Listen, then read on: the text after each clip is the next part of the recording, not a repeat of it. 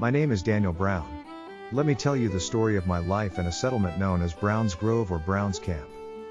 I was born on June 30, 1804 in Rowan County, North Carolina. I was the ninth child of James Brown and Mary or Polly Williams Emerson. My mother was a widow and had 2 children. Together they had 9 children. I married Elizabeth Stevens on October 8, 1823. She was the daughter of Alexander Stevens and Mary Daly. She was born on February 10, 1809, also in Rowan County. My father fought in the Revolutionary War under the leadership of the renowned Francis Marion, also called the Swamp Fox. Our family worked hard on father's farm. My father died in 1823 and I took over the management of the family farm until October 1831. We had the misfortune of having 2 homes burned to the ground. One in 1824 and the other in 1831. After this last fire, I was resolved to try my luck in another state.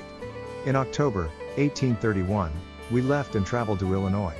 We had 7 more children while living there. When we moved, we took 2 of my wife's brothers and 2 of my unmarried sisters. We also took my nephew, Homer Jackson, my sister Susan's son. Our family had always been strong believers in the Bible. We had heard rumors of the Mormons being driven from Missouri. The rumors said that the people of Missouri were going to burn the Mormons at the stake or shoot them. My brother, James, recorded that in the spring of 1839, after the Mormons had been driven out of Missouri, they began to settle in Adams County, Illinois. 2 elders held a meeting attended by James, and he said that if that was the doctrine which the Mormons believe in and taught, he wanted to have them preach at his house. Early in June 1839, James and his wife and 4 of his children were baptized. In the fall of 1840, the missionaries were given permission to preach in the schoolhouse, which was about 3 miles from my house. The room was almost filled to hear the preaching. The elders were then invited to preach in my sister's home. My wife was baptized that same year and I followed in 1842. In 1846, my son, James Stevens, decided to go west with the saints.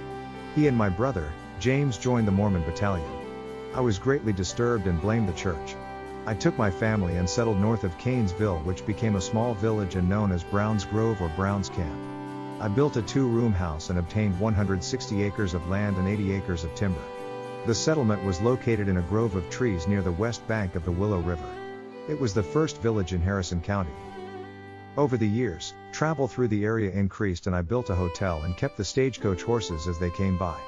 Soon the settlement had a post office, 2 stores, a livery stable, 2 saloons, a blacksmith shop, a tailor shop, a sawmill, a grist mill, and a printing press. In 1858, our son, James S. paid the family a surprise visit. He appeared as just another hungry stranger. He did not tell them who he was, but asked his sister where her mother was.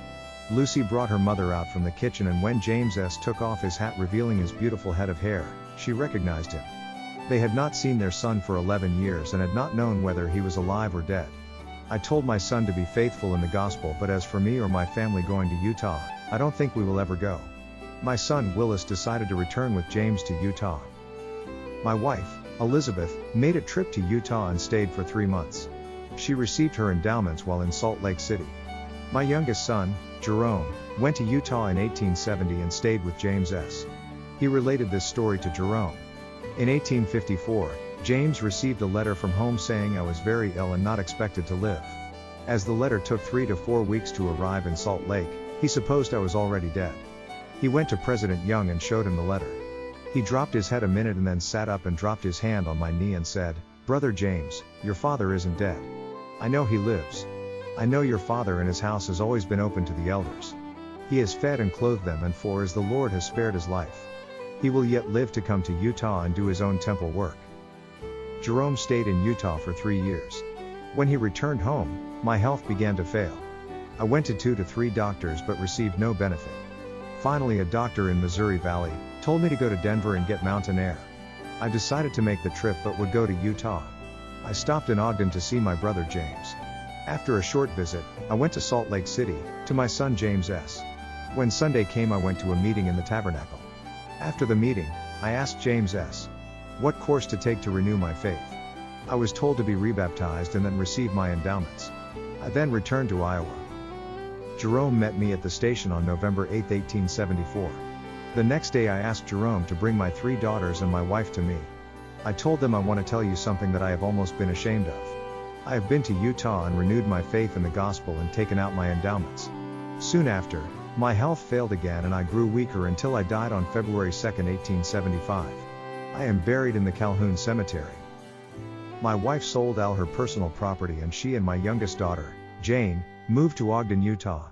She passed away on October 12, 1890, at age 81 years and is buried in Farmington, Davis County, Utah. This is my Sojourn in the Wilderness story and a little bit about Browns Grove, which became known as Calhoun in Harrison County, Iowa.